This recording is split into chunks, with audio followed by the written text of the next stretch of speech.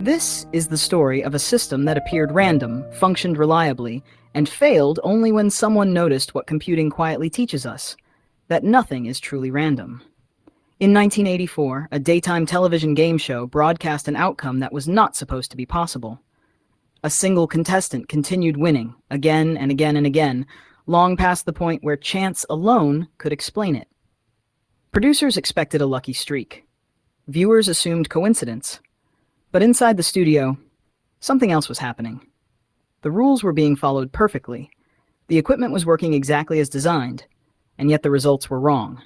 Catastrophically, impossibly wrong. What the show's creators would later discover wasn't evidence of cheating. It wasn't sabotage, it wasn't fraud. It was evidence of a system that had misunderstood itself.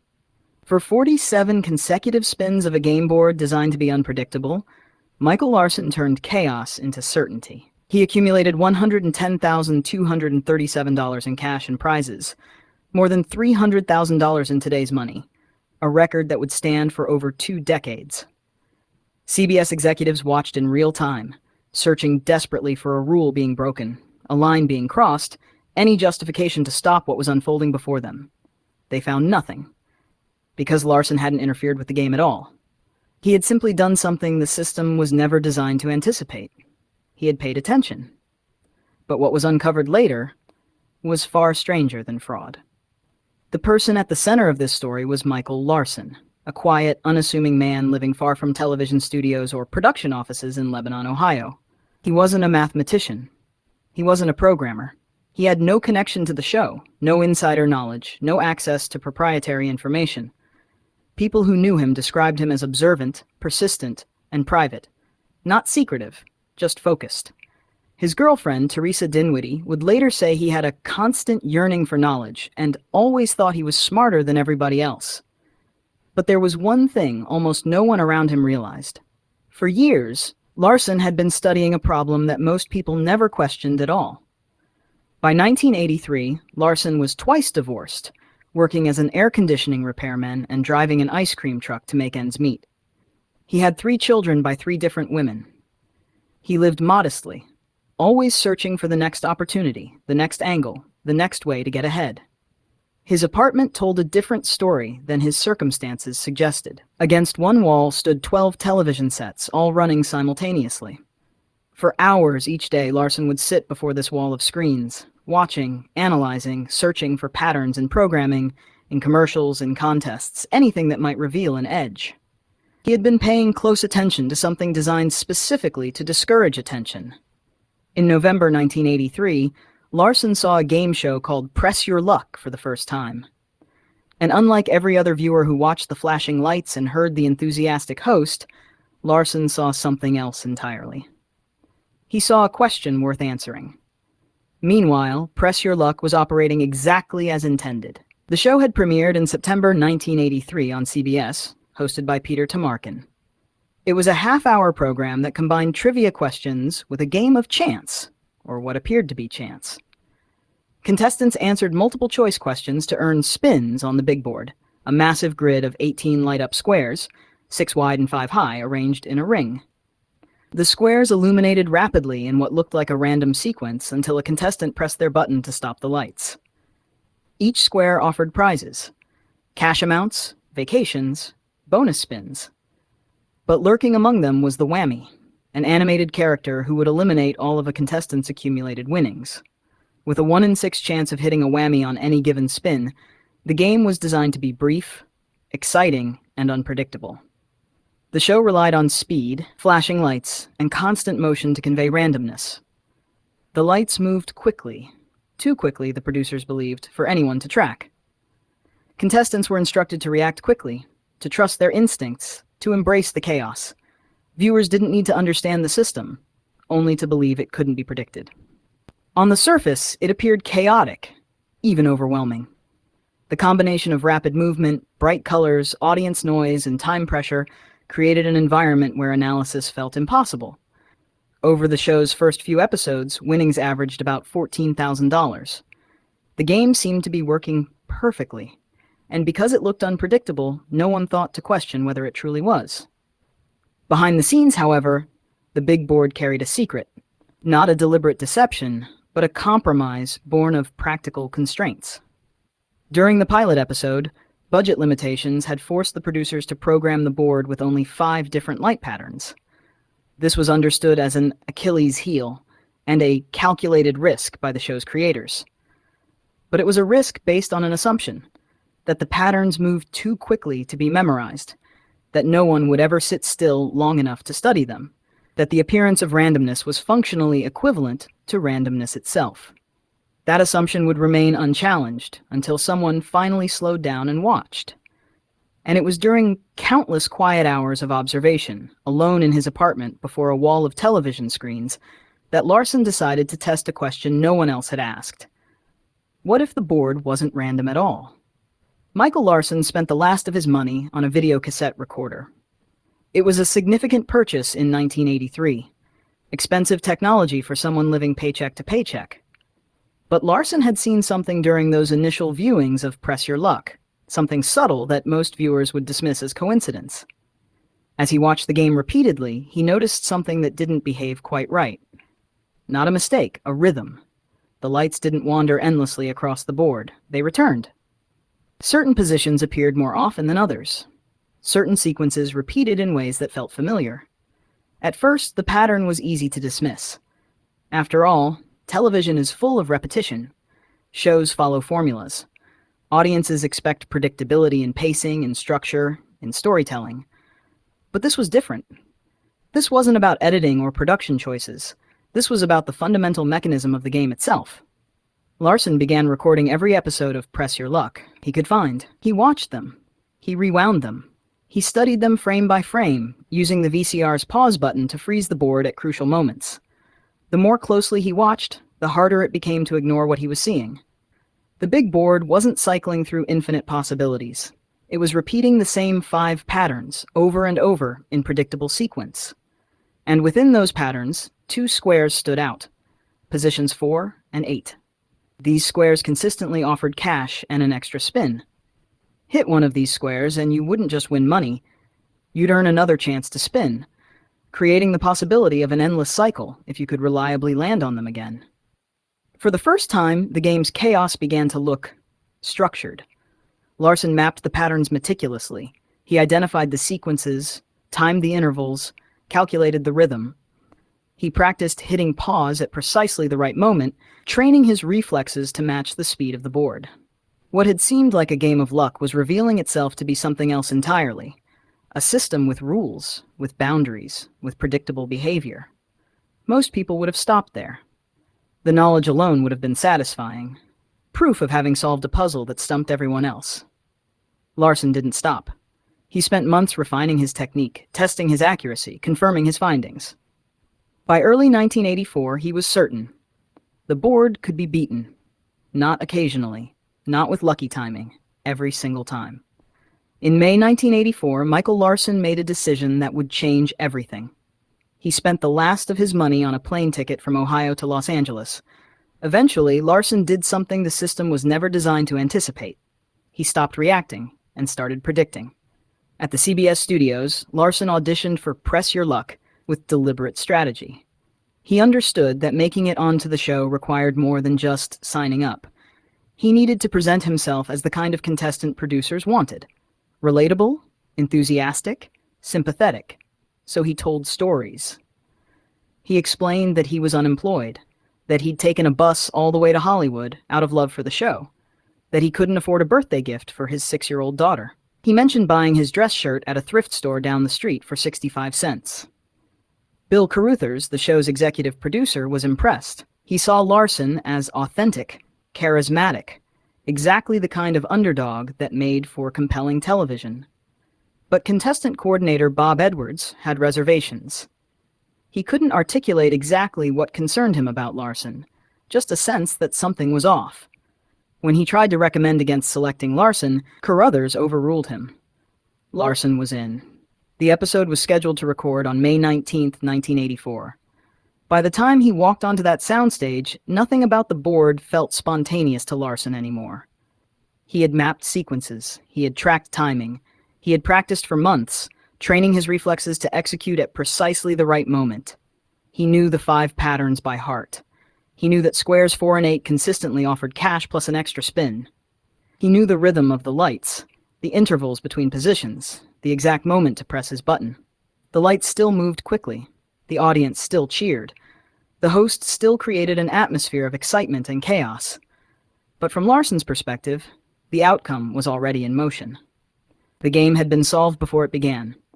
During the first question round, Larsen earned 3 spins.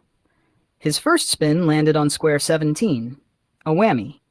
His accumulated winnings disappeared instantly. But Larsen wasn't concerned. That first spin hadn't been about winning. It had been about calibration, confirming the timing, adjusting to the actual speed of the board versus what he'd seen on television, ensuring his reflexes matched reality.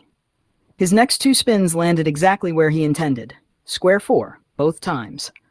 He ended the first half with $2,500, the lowest total among the 3 contestants. No one suspected anything. Not yet.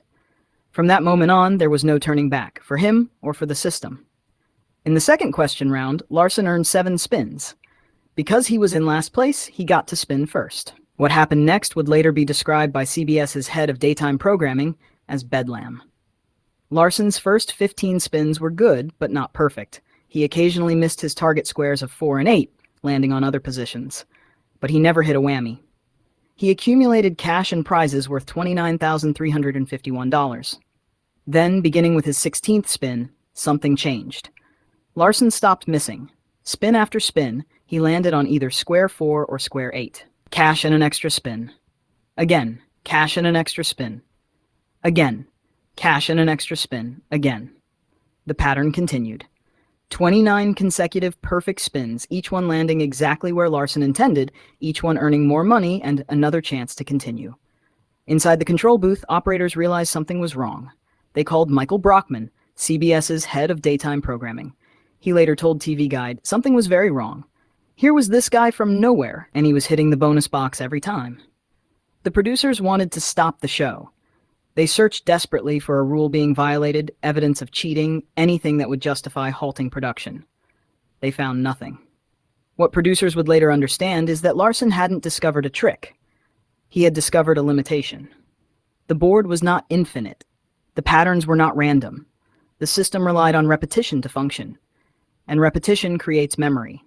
Larsen hadn't interfered with the game. He hadn't tampered with equipment. He hadn't received inside information. He hadn't broken a single rule. He simply responded to what the system consistently revealed. The big board, designed to look chaotic and unpredictable, was actually deterministic. It followed rules. It repeated patterns. And once those patterns were understood, the appearance of randomness collapsed entirely. By his 44th spin, Larsen had accumulated $102,851 in cash and prizes. He was exhausted, his concentration wavering. On his 45th spin, he finally missed his target, losing focus for just a moment. But the square he landed on didn't contain a whammy. It offered a trip to the Bahamas. Larsen passed his remaining spins to the next contestant. Ed Long, the returning champion sitting to Larsen's right, took 1 spin and immediately hit a whammy. When the game concluded, Michael Larsen had spun the big board 47 times and accumulated $110,237 in cash and prizes, including a sailboat and vacations to Kauai and the Bahamas. But there was something else no one had considered. The vulnerability Larsen had exposed wasn't new. It had existed since the show's premiere. For 8 months, Press Your Luck had aired nationally, 3 times a week, broadcasting its patterns to millions of viewers. And in all that time, only one person had noticed. Inside the studio, concern grew, but slowly and without clear direction. Nothing illegal was happening. No rule was being broken.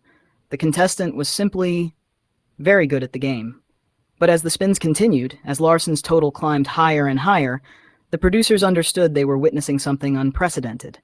This wasn't luck. This wasn't even extraordinary luck. This was something else entirely.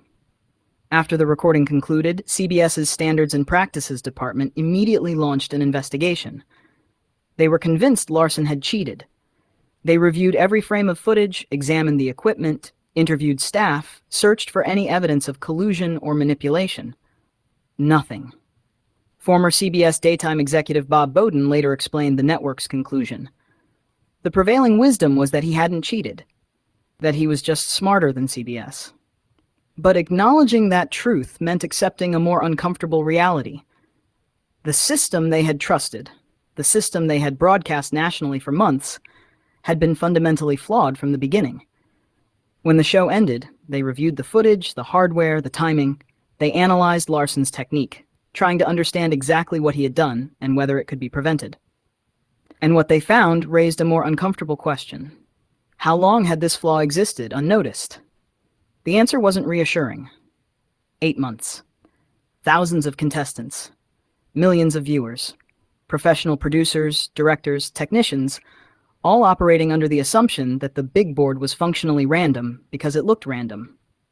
The calculated risk the creators had accepted during the pilot, programming only 5 patterns to save money, had been gambled on the belief that speed alone would protect the system. That belief was wrong. CBS faced a dilemma. They couldn't prove Larson had cheated. Legally, ethically, contractually, he was entitled to his winnings. But paying him would validate his method, potentially encouraging others to attempt the same feat. After weeks of deliberation, they mailed Larson a check for the full amount. The episode aired on June 8th and 11th, 1984, split into 2 parts because of its length. Some executives had wanted to cancel it entirely. After it aired, CBS made an unusual decision. The episode would never be broadcast again, and that restriction would be written into all syndication contracts. To prevent anyone from repeating Larson's success, the big board was immediately reprogrammed with 27 additional light patterns, expanding the original 5 to 32 total sequences. CBS also implemented a new rule. No contestant could win more than $75,000. Weeks later, Larson contacted the show's contestant coordinator with a message. "I know you've added patterns to the board, but I bet I can beat you again. How about a tournament of champions?" He never received a response. The big board wasn't poorly designed. It was economically designed. The decision to use only 5 patterns had emerged from production constraints during the pilot episode. Budget limitations required a compromise. The producers chose speed over complexity, wagering that rapid movement would substitute for genuine unpredictability. That calculation made sense within the incentive structure of television production. Game shows operate on tight margins. Episodes are produced quickly. Testing is minimal. The primary concern is whether a show functions well enough to air, not whether it functions optimally under scrutiny. No one was rewarded for questioning what worked. No one was punished for failing to imagine edge cases. As long as contestants behaved as expected, pressing buttons impulsively, reacting to excitement, playing the game the way it appeared to demand, the system remained stable. The oversight persisted because challenging it carried no immediate benefit. Producers weren't cryptographers. Contestants weren't auditors. Viewers wanted entertainment, not security analysis. What happened on Press Your Luck wasn't unique to television. Similar dynamics existed in early financial modeling systems, where complex equations created an illusion of robustness that discouraged deeper testing. In aviation automation, where sophisticated interfaces masked underlying simplifications. In industrial safety protocols, where layered procedures obscured single points of failure. In each case, the operational logic was the same. If the system appears to function correctly, and if questioning it requires resources that could be spent elsewhere, the rational choice is to continue operating rather than investigating. Larson didn't exploit a weakness. He exposed an absence of curiosity, a structural condition where no participant had sufficient motivation to look beyond surface performance. CBS fixed the vulnerability within weeks. They added 27 patterns. They imposed a $75,000 winnings cap. They rewrote their broadcast contracts to prevent the episode from airing again. But the speed of that response raised its own question. If the solution was straightforward enough to implement quickly, why had the problem been acceptable for so long? The answer reveals something about institutional blind spots. Organizations don't fail to see problems because they're hidden. They fail to see problems because looking requires someone to step outside their assigned role, to question what's already functioning, to raise concerns that have no immediate crisis driving them. Larson's success forced that conversation, but only because his performance was dramatic enough, public enough, and expensive enough to demand institutional attention.